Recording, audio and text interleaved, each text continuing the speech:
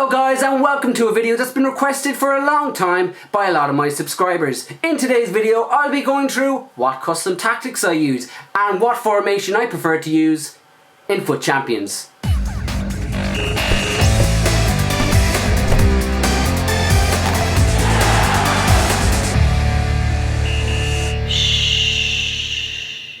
So what's the first step that I do before starting my FUT Champions journey? What I like to do first is change my t-shirt, of course.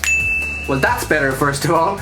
Let's go right into it, guys, and let's show you what formation that I use. So as you can see, guys, I am rocking a 4-3-2-1 formation. I have a La Liga squad. It doesn't really matter what your squad is like, but this formation really suits my style of play. It's quite a narrow formation, so it allows me to cut in quite a bit, which is the type of football that I like to play when I'm playing FUT Champs. Let's show you my custom tactics. So to get this started, so player instructions, let's go to the wings where it starts to change. So I just want to make sure that you have both your wing backs staying back while attacking, and you can put, if you want, if you're more of an attacking player and don't have to worry about your defense as much. I don't like having aggressive interceptions. I like to keep this normal, but what's important about your defensive line is that you have all your players staying back while attacking, like I have here. You can go for more aggressive interceptions, like I said, but usually that ends up costing you more, costing you goals because your players are charging forward.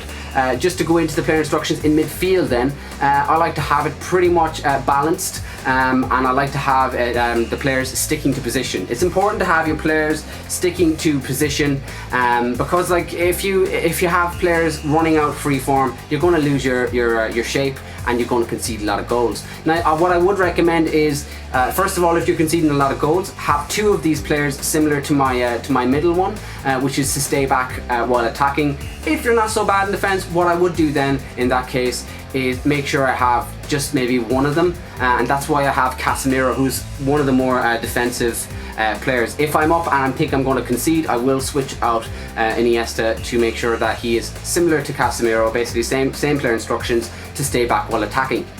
Isco then, you could, if you wanted to, have him getting forward, but I like to keep it balanced. If you keep these two balanced, it's fine. If you were to put this one to get forward, or one of them to go forward, it would be a good idea to make sure that you have at least this one staying back while attacking. Balanced attack, there we go. So up front then, I have a balance all the way up front pretty much. Right in the middle though, I do, as you can see here, have an attacking run for Griezmann. It depends on the type of players that you have up top. For me, it's a very pacey front three. So a front three that's very pacey. It's important, it depends on the type of players that you're playing with, really, guys. If you have, for example, a BPL squad and you have Lukaku, who's not really that fast but is very strong, it wouldn't be a good idea to try and get him to go in from behind. I'd probably leave that as a target man or even a balanced attack. But because I have Griezmann, who's quite pacey in the game, I tend to have him get in behind. Yeah, so that's it pretty much, guys. That's what I have for my player instructions, and just to go into my custom tactics, just to show you guys at the end. So yeah, I have my speed at a 70. I do play quite a passing game, quite a fast game, so I do think that speed is quite important. My passing then, I have it at a balance kind of. It's okay to have it between 50 and 60, so I'm more towards the 60 end of things, so I put that at 58, but I don't even know why that's at 58, that should be 60. Let's put that at 60. Positioning is very important for everything. You really need to have your positioning organized for your build-up play, in my opinion. I think that's the best best outcomes you're going to get from your attacking runs.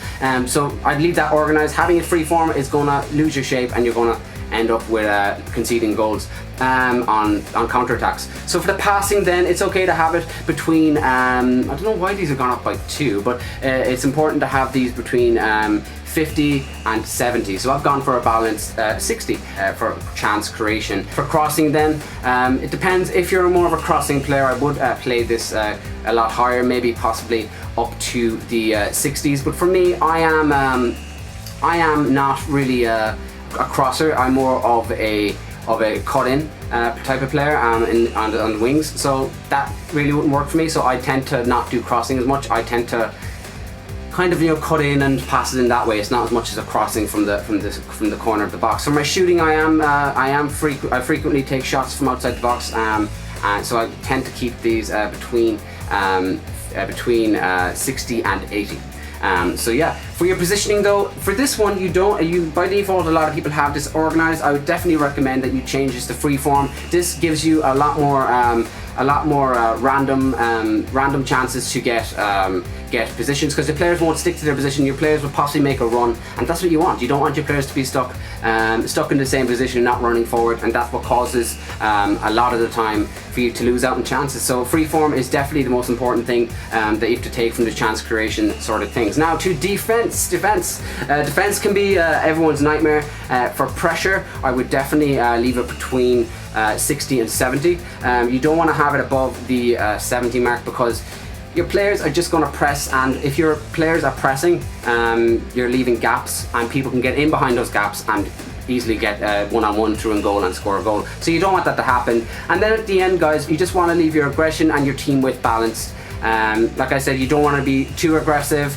You don't want to be not aggressive enough. You want to have a nice balance. And for your team width, it depends, like I said, on the style of play that you go with. If you're more of a wing type player that likes to cross into the box, make sure you bring the team width maybe up to 60, between 60 and 70, probably 65. And then if same thing with your crossing, bring it up quite a bit, like I said. And then of course for your defensive line, you must not have this at offside trap. Offside trap is the worst thing in this game. The amount of goals I've scored from people playing offside trap, you won't believe it, guys. But that's it, guys. I just wanted to kind of go through quickly today what my custom tactics are, and what formation that I like to use when playing FUT Champs. But until the next time, guys, thank you very much for tuning in.